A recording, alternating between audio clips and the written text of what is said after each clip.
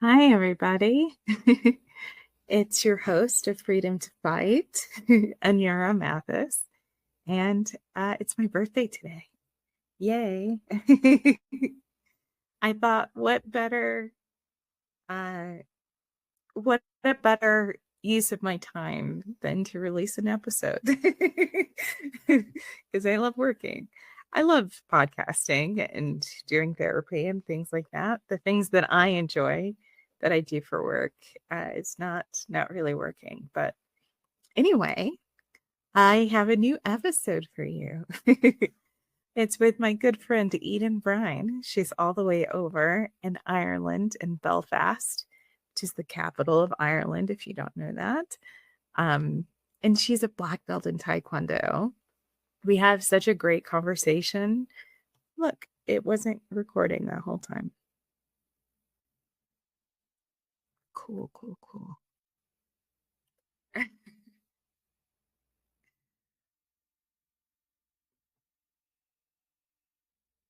Let's see if you just leave it on for a little bit of time.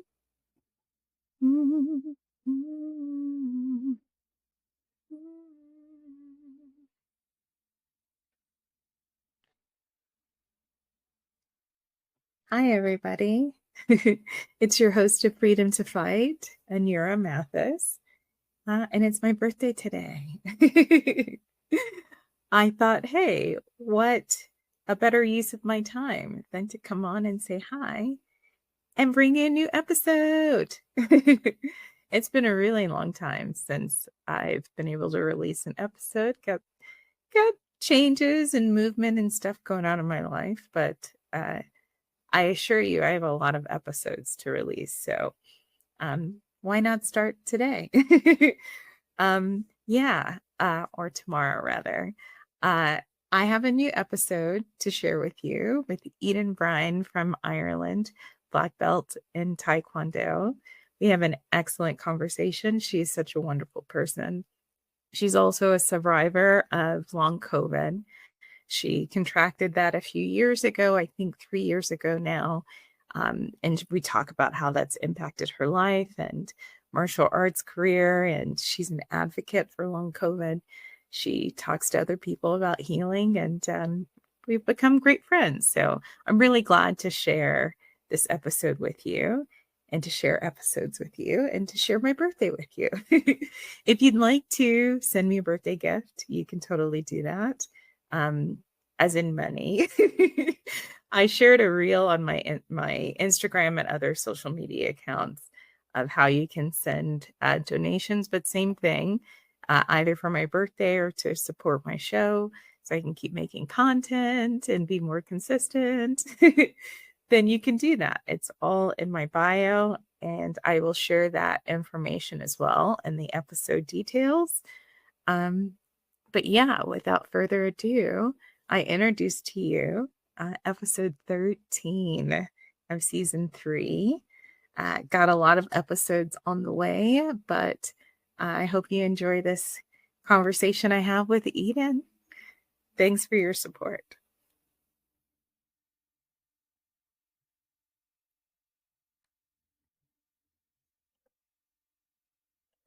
We can get started. Hi, everybody. It's your host of Freedom to Fight, Anyura Mathis. And I have another exciting guest on my show today. I'm really excited to talk to you. Eden is all the way in Ireland. So you're doing this at nighttime, which is super awesome. I appreciate that. Eden is a black belt in Taekwondo. Super excited to talk about that. I have no experience in Taekwondo whatsoever. She's been a guest on other podcasts. She's been a host of a podcast for long COVID for kids. She's a survivor of long COVID. So a lot of things to talk about today. And I'll turn the mic over to you to introduce yourself. Thank you so much. So hi everybody, I'm Eden, I'm 20 and I'm from Ireland, and yeah, I've been a Taekwondo black belt for around 4 years now, and I've been training for nearly 11, and then yeah, I do quite a lot of like volunteering work, which I can talk a bit about. And yeah, I've had long COVID for 2 years as well. Eden, tell me about the volunteer work that you do. And I didn't bring that part up.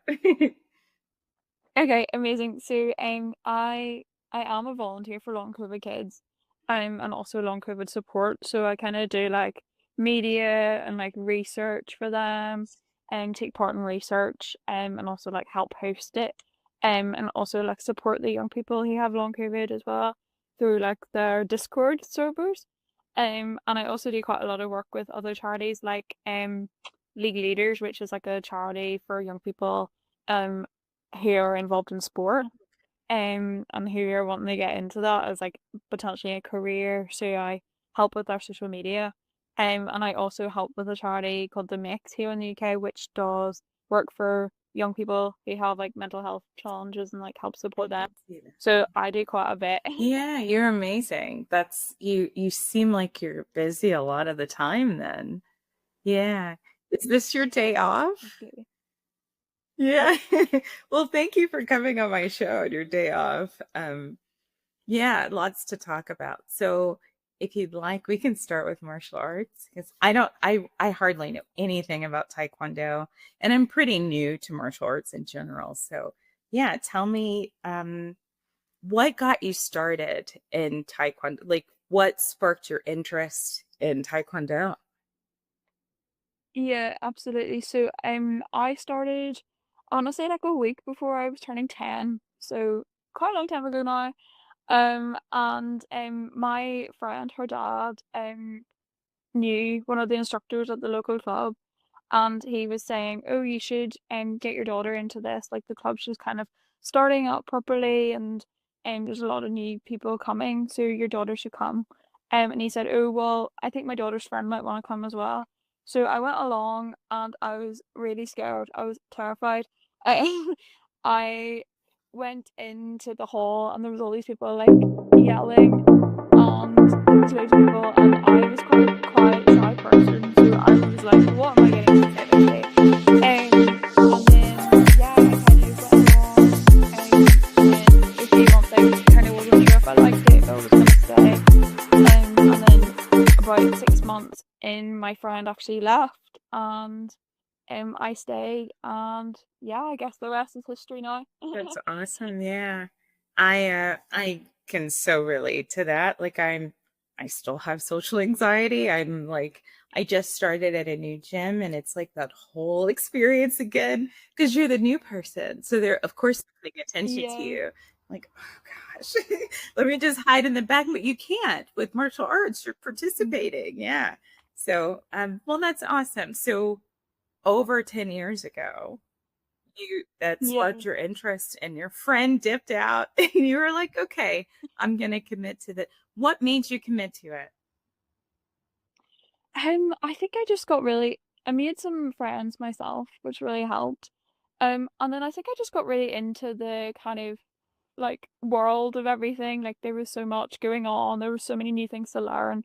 Like I'd done a few other sports on like dancing and like gymnastics and stuff like that. And there wasn't that opportunity for that kind of like progression through like the belt system and like competitions and stuff like that. So I kind of caught the bug, and kind of just was like, oh my goodness, this is amazing, and there's so many people who are like really into this, and there's so many opportunities to do different things. Yeah. There's a natural progression of it. So it's yeah, that's the addicting part. Oh, I can get better at something I Yeah. didn't know I could do. Yeah. Um, I'm curious, even if you still dance, do you still like I'm sure that has your dancing background has something to do with your skill in Taekwondo, I'm sure. Yeah, so I actually I tried. I wasn't really one of those kids when I was younger who was like really into like sport, like kind of early age group. But I remember like I did circus for years and years alongside Taekwondo, and then when Taekwondo got a bit more serious, I kind of stopped doing that, and just so that I could focus more on like getting my black belt and coaching and stuff like that. But it definitely helped with kind of the balance aspect, the coordination aspect. Because I was like learning how to do like trapeze and kind of riding unicycles and like learning how to juggle and stuff like that. So that was kind of like my my side thing I did, but I also did do dance and gymnastics when I was younger, and I feel like that also helped with flexibility and stuff like that. But I kind of got more into Taekwondo and kind of left those behind, and then I also did circus as well, so I kind of had the two going at once, which was quite nice. And they both kind of helped each other. So yeah, I really enjoy both of them. Awesome. Yeah. I mean, so many things there. You said the circus, is that what you said? That's so cool. So you Yeah. trained in the circus? Yeah, there was like a local like circus school here in Belfast, and there was like a group for young people. Yeah, I did it for, I want to say 7 years. Yeah, it was really cool. That's I like amazing. learned loads of new things and loads of new skills. It was really good. There has to be some videos. Are there videos of you competing or of you dancing or do it? Yeah. Yeah, so I do have quite a lot of videos of me like riding my unicycle from in circus, and also I have a lot of taekwondo videos of like me competing and practicing poomsae and stuff like that. Okay. I'm gonna for sure put them in this episode so people can see you. And I want to see. I mean, like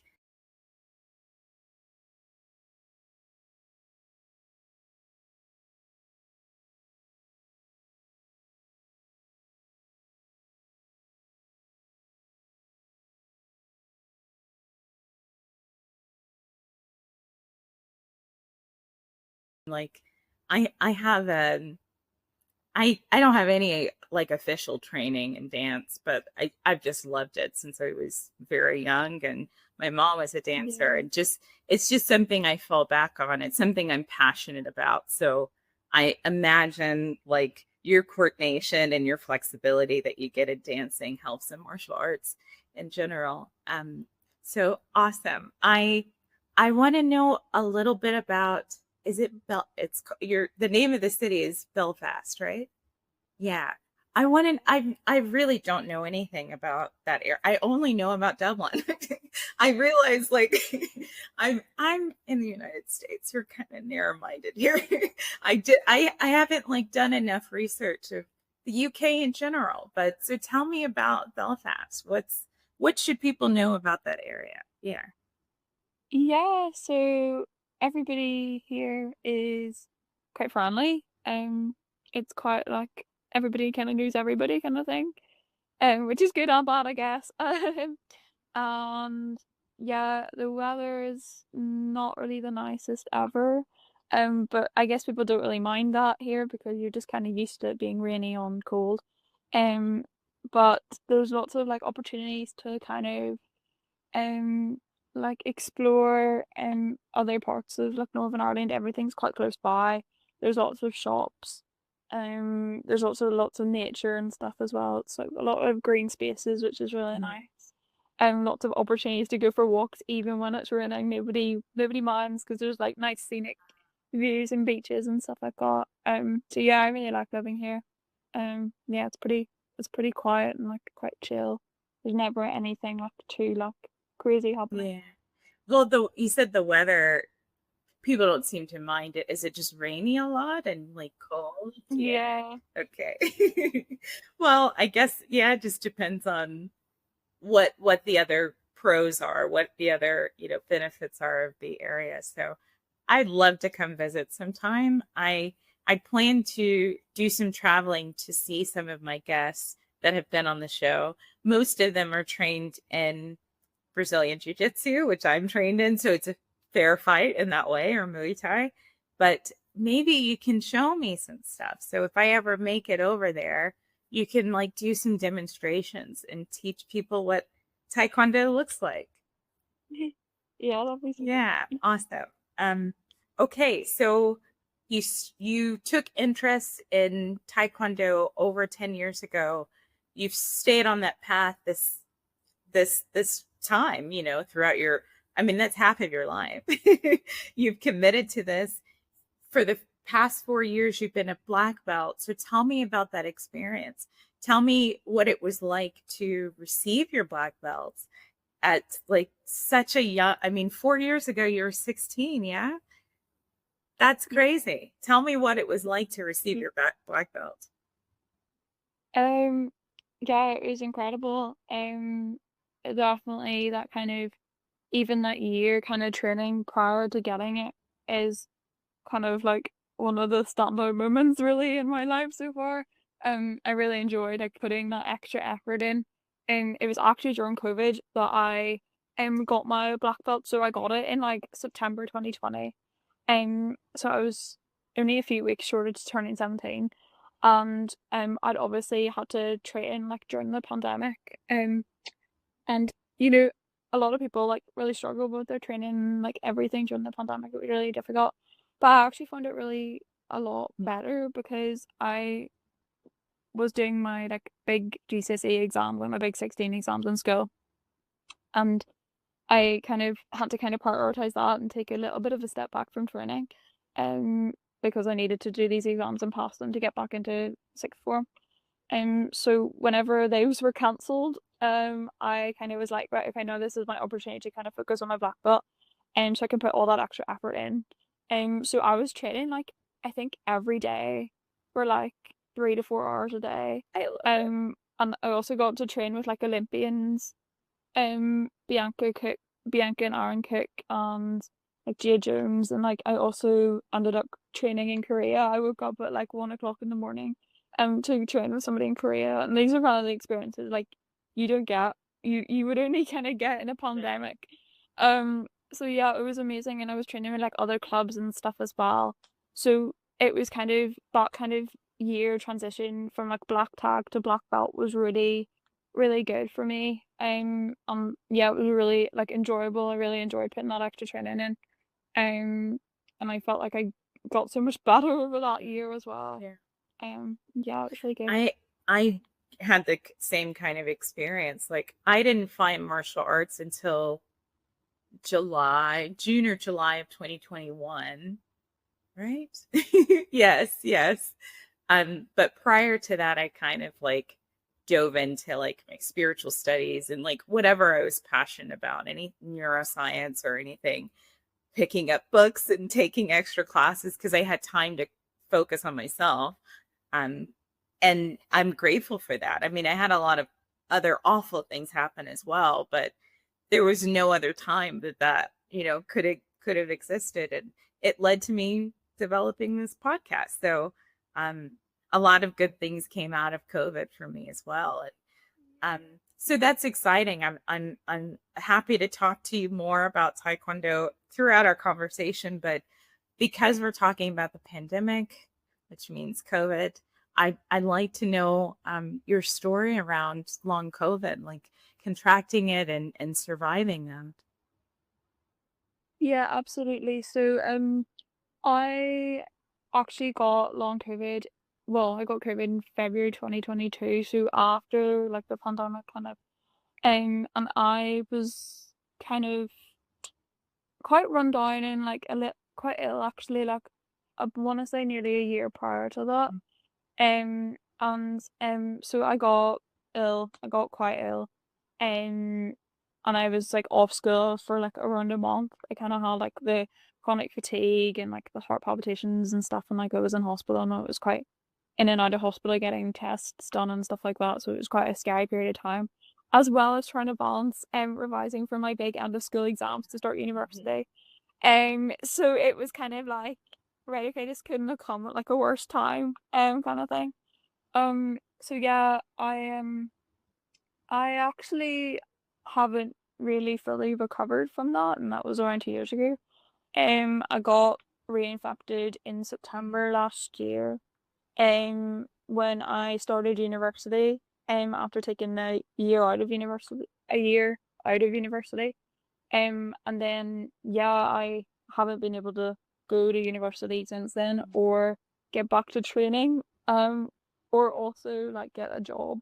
So my life has really, really changed and really kind of slowed down, and I've kind of had to find new passions. And yeah, I guess that's kind of why recently I joined that coaches, like league leaders, the coaches corner kind of charity, because it still allows me to like be connected to Taekwondo, even though I haven't actually really been able to train in 2 years now. No, 3 years nearly. So yeah, it's been kind of difficult, but right, An yeah, imagine. I'm good. take it one day at a time. Certainly. Thank you for sharing that with me. Um, yeah. So you said prior to recognizing that you had that infection, you were experiencing some of those symptoms that kind of led you to getting tested. And um, I guess maybe I don't know exactly what long COVID is. Is it just named long COVID because it stays in your system longer, or?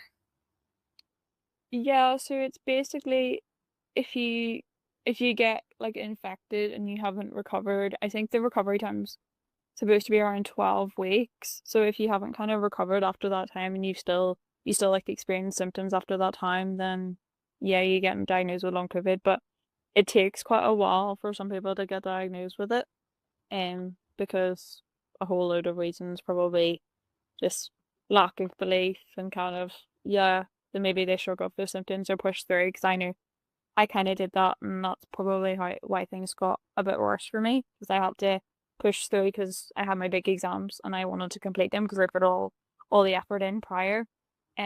So yeah, I kind of a summary. I can relate to that kind of being delayed. I shared with you before our interview that I sustained a concussion. So that delayed my training. Like I haven't been able to consistently train until really like right now. So that was the end of 2022, almost 2 years ago. Um, and also like wanting to push through. So at the end of 2019, I finished my master's degree in professional counseling, counseling psychology, same difference.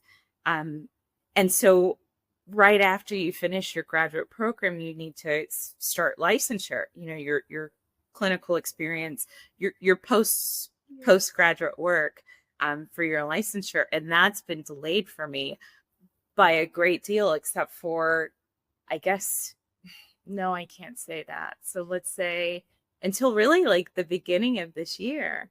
So I finished, yeah. So a lot of delays there. So I can relate. That's why I'm sharing that. I know what it feels like to just kind of have all of this motivation and energy to move forward, and you can't.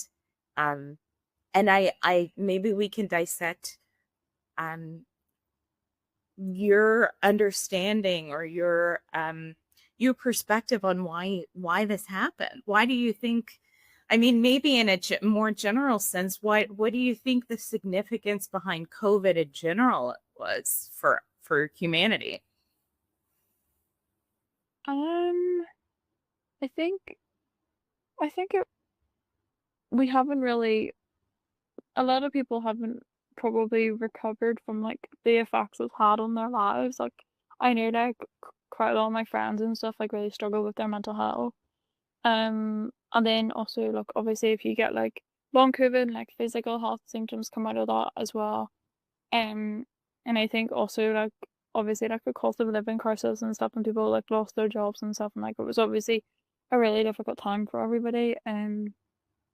Yeah, I think a lot of people didn't really take it seriously as well, which kind of including members of government and like politicians. So yeah, it was kind of unfair to all those people, and then all those people who like lost their lives and stuff due to it. Like it's just a really sad experience, and I think it's taken quite a lot of time for the economy to kind of recover from that. I mean, I don't know of any economies that have fully recovered from the Yeah, effects. absolutely. I live just outside of Boulder in Colorado, and I moved from Texas. I'm from Texas, and the cost of living in Colorado is exponential. I mean, we're one of the highest cost of living, but we're also one of the wealthiest states, which is just like, what? So we have the resources and people are just making bank, off of, raising prices on everything. But um the impact, yeah, like the impact that COVID had on everybody, or the pandemic rather, had on people's mental health, yeah, is incredibly significant. And it made an opportunity for mental health professionals like me to be able to see people remotely, and actually reach more people. So there's a lot of benefits, but yeah, it's like we have all of these new problems to deal with. Like, how do we overcome these new problems? And you're still struggling through or pushing through that, rather. You're still trying to overcome long COVID. So what have professionals told you? Like, I don't know enough about it to know, what the solutions are. Yeah, so there isn't like kind of one track fix because it's so new. I think it's good that people are kind of like talking about it more and kind of there's more research being done into what helps and what doesn't really help and what has a bit more of a long-term either negative impact or positive impact. Um, but it's kind of trial and error. You kind of have to try lots of different things, like different treatments and stuff, to see what works for you. Um, some people can try like a range of them, and maybe it doesn't work and it's just going to take a bit longer for your body to kind of not kind of get out of that hyperactive kind of state that it's in. And some people I know who got it even like when COVID was a thing and nobody knew what long COVID was, like a few months after the kind of pandemic started, and they're kind of nearly recovered now after nearly 4 years, just over 4 years. So it's kind of interesting to see how long it takes for everybody. Because I know some people recover after 1 year, or they might take up to 4 or longer, you know. So just kind of trying different things and seeing what works really. Yeah. Because it really is impacting your immune system. Yeah. Yeah. Yeah, because that would cause the fatigue and some of the other symptoms. So I'm curious if it's okay. So my audience knows, but I'm a trauma therapist. I see mental illness and mental health issues through the lens of trauma. And there is a lot of research that talks about our mental health impacting our physical health. There's no separation between your brain and your body and your mind. They're all three concepts. So I'm curious if there's any research that is kind of alluding to trauma being the core of the manifestation of COVID. Trauma lives in our body. So I'm wondering what the interaction between the two is, and if it's not, connected in that way, perhaps just underlying trauma is impacting the recovery of COVID. Yeah. I would say so. I think your body's kind of undergone a lot of trauma from probably the pandemic as well as like obviously getting COVID, long COVID. So you're kind of probably in that quite like high state of anxiety even kind of before your body's kind of, like quite tightened up and kind of um yeah, like heightened.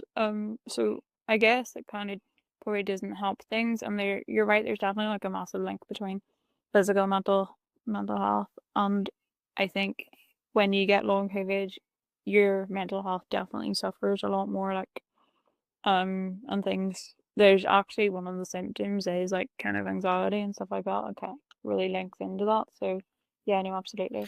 Well, because it's a chronic illness, so it's something you're Yeah. having to live with every day. And so, yeah, it's going to impact your mental health in various different ways, but especially your perception of yourself.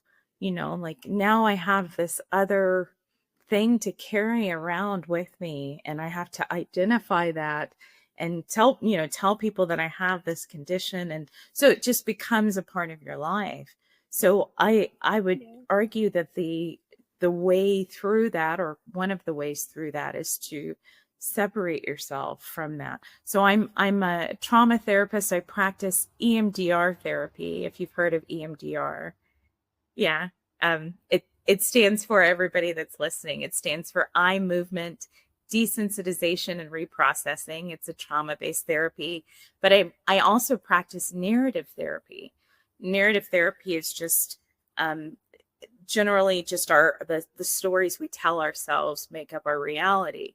So I would say one of the ways through that is to separate yourself from the problem. It's called externalizing the problem and seeing COVID or long COVID for just that, and and also reinforcing any of the positive aspects of yourself so that your attention is more focused on yourself and separating yourself from that problem. So I don't know. I didn't contract COVID. I mean, I don't have any history of that, and I was very terrified of contract. I mean, most people were, but Yeah. I don't know another way through besides this just being, a world issue that people are dealing with.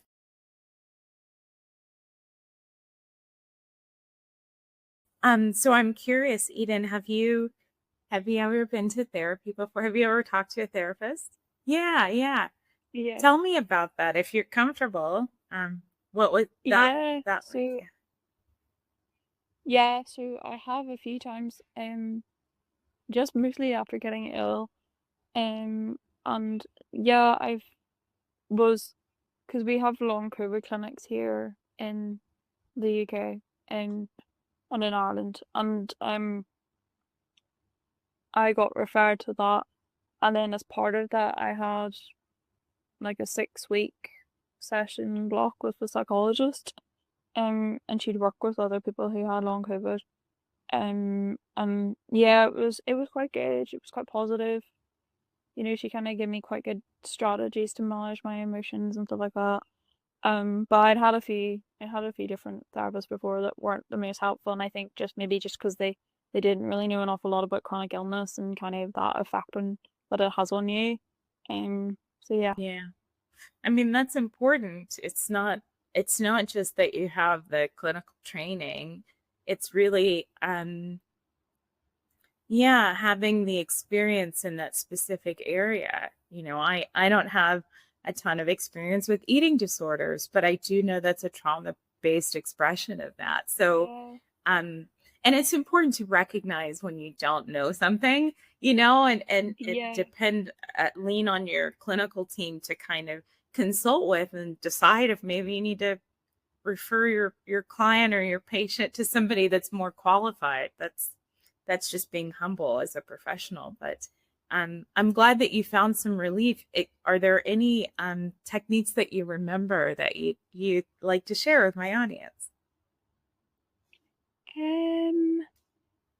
Well, initially I kind of struggled with the breathing techniques, but she did send me some like really good meditations, like guided meditations on YouTube, which have really helped with my kind of like central nervous system and kind of just like kind of relaxing, which has been really good.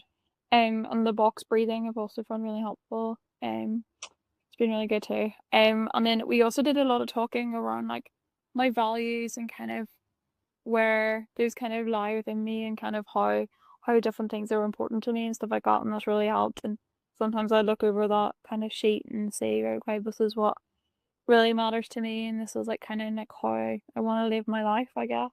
Yeah. Well, that's wonderful. I feel like clinicians are more, I mean, you're in a different country than I am, but um perhaps like really, yeah, in general, since I've noticed since the pandemic started in 2020, a lot of clinicians are more open to talking about meditation, and like it's a more accepted practice. And Yeah. I teach my clients breathing exercises and meditation, and there are like some meditative practices in EMDR as well. Um, so I think that, yeah, that's really important because you're reconnecting your clients back to themselves. Like I think that's really like the source of illness is that disconnection from ourselves. Because I really like as a therapist, I'm teaching my clients to yeah, to look within, to know that I'm guiding them to do that, but they're healing themselves. Like you have all of the tools there. I'm just showing you where your tools are and asking you to use them. Yeah. So um yeah, that those are good techniques to reconnect yourself with yourself. And I think especially martial arts. So like when I can't practice, when I can't train, like I'm watching a lot of videos of jujitsu and competition, and I'm still immersed in it. I'm still talking about it. I'm still watching it.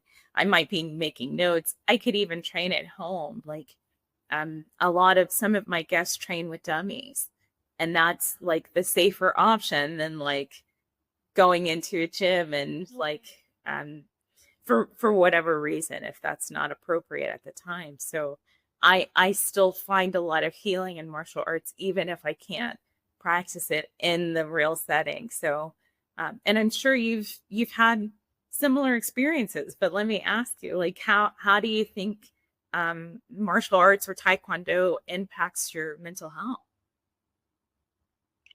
Yeah, so I mean, I I think it really got me through the pandemic.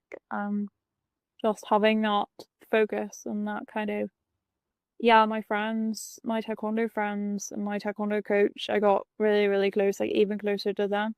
And I kind of have that kind of second family. And my Taekwondo coach, even now that I haven't been able to train, he still texts me every week and gives me kind of an update on how the club's doing and like how things are going.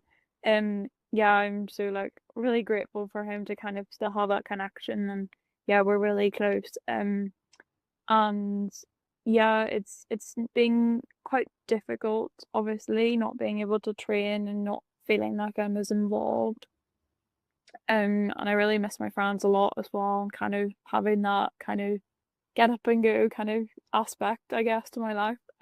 But I'm like you, I was watching the Olympics, and the Paralympics are on next weekend, which I'm really excited about. Because there's a girl called Amy Truesdale who came over here in 2019, and she did like a seminar at my club, and it was amazing.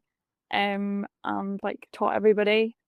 So she's fighting next week in the Paralympic Games, so I'm really excited to watch that.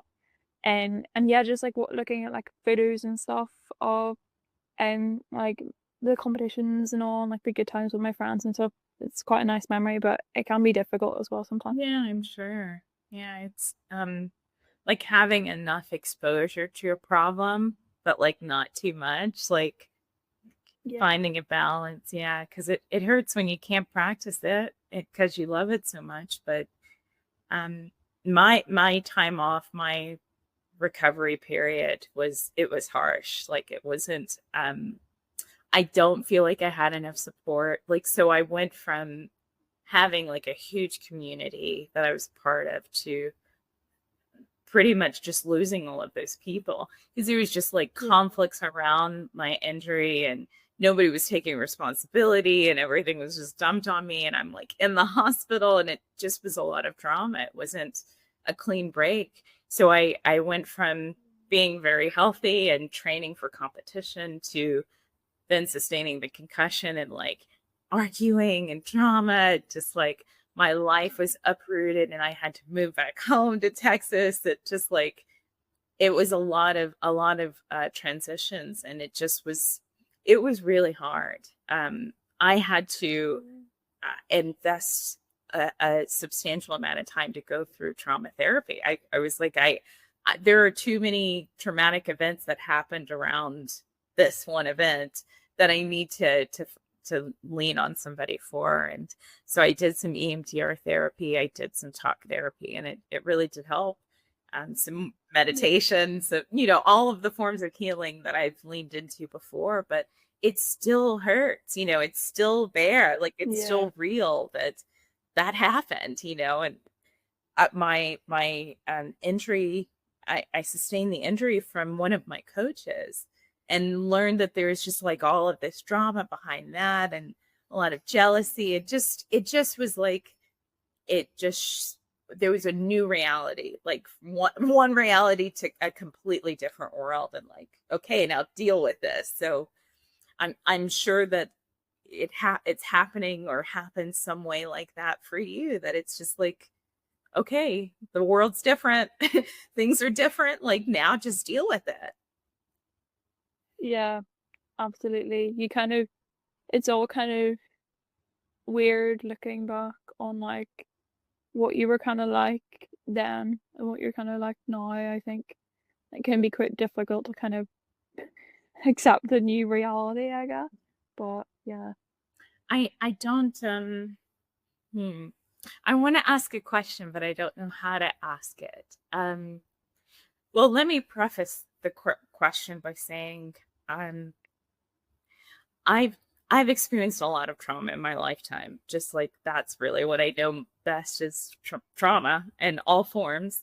Um, and so like I'm used to no, like I'm more familiar with how to overcome trauma and obstacles or adversity. I've found that maybe not like when I'm going through hard times, maybe like after I've gotten through it, like I can do some reflection and see the positive aspects of that and say that maybe there was a lesson in that adversity. And so that's where I'm coming from is do you think there have there been any positive effects of this experience for you?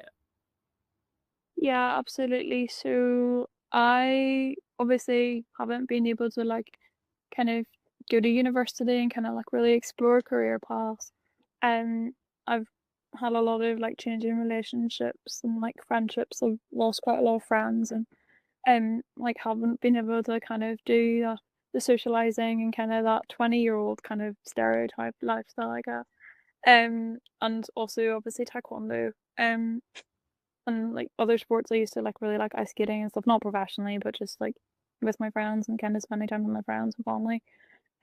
So that it's been really difficult, but I've kind of found my new kind of vibes, I guess, my new niche in like volunteering and kind of like supporting other people. And I've made quite a lot of friends through that as well who live all across the UK. So I've now kind of expanded my friendship circle to all across the country. So hopefully, I mean, I'm not able to travel at the minute either, really, but hopefully in the future I'll be able to meet them, and it'll be an amazing opportunity. So the volunteering and like being able to meet other people has really helped me. I've kind of got that kind of nice new support system as well as having some of my old support system. Um, and I think also writing's really helped me as well. I do a lot of writing, and I've been quite fortunate to have some of it published. Oh, Um, yeah, so mostly poetry, but I've had a few blogs published as well, which I can send to you. Um, but yeah, and I also got a piece published in the Lancet, um, for like how my experience with long COVID in like the medical journal, and me and one of my friends. So that was quite a big thing. So yeah, those have all really helped me kind of manage things, and kind of are my positives in my week. that's amazing. That's I'm a writer in some senses, but I think it takes some a level of vulnerability to do that, and then have your Absolutely. yeah, and have your work published. So that's really amazing. Good for you because I'm not I don't want to make the comparison of someone that didn't take those opportunities and say that oh this person is lazy like it's just a matter of options or choices you know you took that Yeah. path and I want to praise you for that because it's harder I think it's the hardest to not take action to kind of sit at, I've done that plenty of times, sat in a depressive spell and just kind of got wrapped up into the energy of depression, like the thoughts that depression produces, like you can't do this or, you know, or you're too Yeah. tired or you're whatever, like the circumstances are never right for you to achieve what you want. And so you have to kind of like trick yourself and say, I'm going to do it anyway. But I've chosen just to sit in it and just, you know, blame someone else for the problem or whatever it is, because that was appropriate for me at the time. But there's something to be said about taking action. Because when you do that, other people get to see you do that and they, you know, may be inspired by your actions it helps pull people out of that. So, yeah, I want to praise you. I would love to read some of your work. Yeah. Absolutely, yeah, I can definitely share some. And I'd like to, I guess, know a little bit more about volunteering. We can talk about this a bit and then I'll ask my final question, and or you can ask me anything you'd like as well. But I want to focus on the giving back part, because I do find that to be very special. Yeah, so absolutely. So I kind of, after not being able to kind of go to university, I kind of was like, this was around September 2022, I want to say, I kind of started volunteering.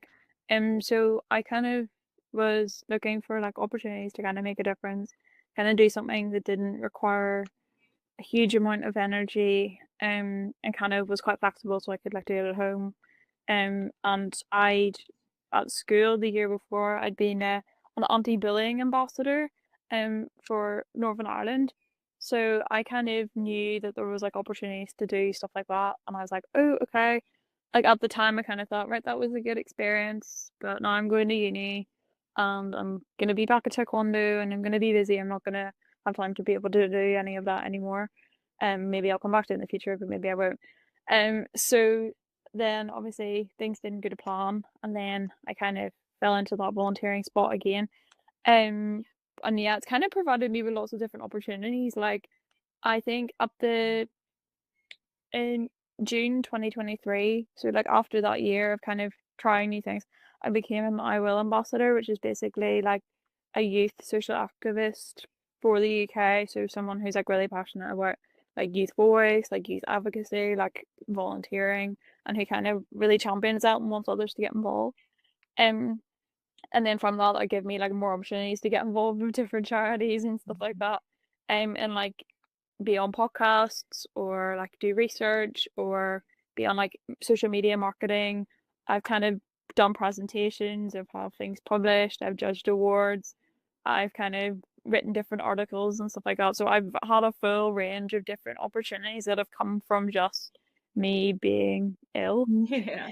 I guess, to put it easy like that. But yeah. Well, I would say not simply from you being ill, but you made the decision to Yeah. take action. So, I mean, sure, it's around long COVID, but it's Yeah. more so about your actions, that just kind of cascade into this different reality. You did that. Yeah, not simply the illness. You did that.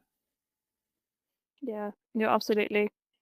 It's interesting to see something that stemmed from something so negative that's actually been so positive and hopefully has really supported other people as well. I find that that's like the silver lining, is like the hardest things we experience in life can produce like some of the best memories and the best experiences. Like it can open new doors. But it is up to us to take that action. Like I Absolutely. I enjoyed being very to the socially anxious to the degree of like making excuses to like not be social, like I Yeah. just kind of like let that be my personality. And if I stayed there, then I would have never made this podcast. I would have never met the people that I've been connected with now. I'm training under like a whole group of black belts. Like I just would not have made it to this place in my life. And it would have been just such a disservice, like to like waste it. It's like it's nice to like I like studying and I like using my analytical mind most of the time. So I'm like I am very introverted. I am like I do keep to myself a lot, but I also know I need to have a balance. I need to share the information that I'm learning instead of it just being, in me and in all of my journals, all of my writings. Like I should probably share those with people. So, um, Yeah, no, absolutely. and I think there's just quite a reward for that, for being vulnerable. It does make quite an impact, and it can move people along in their healing journey. And so I'm very, very happy that you took that path and that you came on my show. And I realize that I'm like inviting myself to come and see you, which is not, that's not possible with your, is that right? Because does long COVID mean that you're still contagious? No. No, it doesn't. It doesn't. So you could come and visit, Okay. yeah. It just kind of limits in what I can do, but yeah, Because it's still, it still causes fatigue. Is that right? Yeah. absolutely. Yeah. Okay. Um, I'm curious if you are still interested in going to therapy. I'm curious how you feel about EMDR therapy. If that's something that you would potentially try. Yeah, no, I would try it. Yeah. I'm kind of open to kind of anything. I've kind of reached this stage in my kind of recovery where I'm kind of like, right, if I'm gonna try whatever I can try. So I've been trying quite a lot of different kind of types of therapy, like reflexology and kind of like those holistic kind of type therapies. Um, but yeah, no, I'd be open. I'd definitely be open to trying. Well, I say, I mean, yes, I practice EMDR therapy, but I've gone through a lot myself. So I've gone through Yeah, like 18 months worth of EMDR therapy. And I think there's definitely a place for talk therapy. And I don't think that's just going to go away. But I do think that more people are going to lean towards EMDR because it's yeah, like incredibly effective, like from the very beginning. Like you're yes, with other therapies you're tapping into your subconscious, but you're tapping into the human being's subconscious. You're connecting each sides of their brain so the trauma that's stuck can actually process. And the like I can see some of the images. That's what you're working with. You're working with yeah, visualization. And I've like, it's not just processing the trauma. So it's not just like sitting in the trauma all the time. You don't even have to really talk about the trauma that well or that much in session. You're really just using the images and the details of the image to work through that process. But you're also like, there's an installation process. There's a like future template is what it's called. So you can visualize the positive things that you want to happen. You know, like if you have a job interview coming up, you can like visualize a positive outcome. And I've noticed that, you know, doing that in meditation is very effective, but like this is like a new experience. Like you're actually like as like the avatar of yourself, like walking through this new reality in your mind, and then you can keep visualizing that. And it's like a vision board. It's like a live action vision board. And I find that just to be so awesome that you can like create a new reality in therapy. Yeah, yeah. So cool. it's super cool. So just wanted to share that with everybody. I really advocate for EMDR therapy. So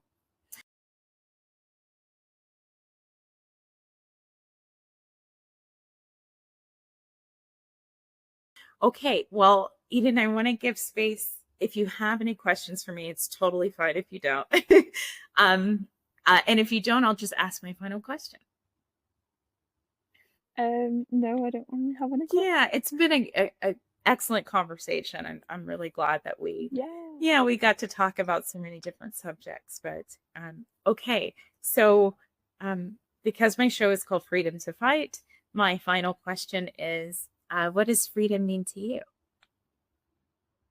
Um, it means being able to kind of like express yourself in like however you feel like that fits, and kind of like feeling like you're able to kind of do what you want and kind of feeling like within reason, obviously. And yeah, just feeling kind of free and able to express yourself and yeah, hopefully feel like you can contribute to society. Yeah, yeah. I'm curious what's within reason, what's outside of that. What is without reason or with not within those limits? What does that look like? Well, hopefully not like being violent. Yeah, for sure. and stuff like that. Yeah. I had a guest, thank you for that answer, by the way. I had a guest say something in response to this question that, like, it's all of the things that you said. And then because you said, like, within reason, like, but it can't be at the consequence of somebody else. Like, it can't be that Yeah. I'm free, but this other person is suffering because of my freedom. Yeah. It doesn't work that way. Yeah. Everybody needs to be free. Everybody needs to be able to express themselves without, like, the threat of violence, without, like, yeah, everybody. However we can organize that, I feel like that would help us relieve a lot of our mental illness in the world. So Okay, absolutely. thank you so much for that answer. And thank you for coming on my show. I will share any of your contact details in the description when I publish our episode. And I'll include all of your videos of you performing and any of your anything you want me to share. I'll share that on my platform. So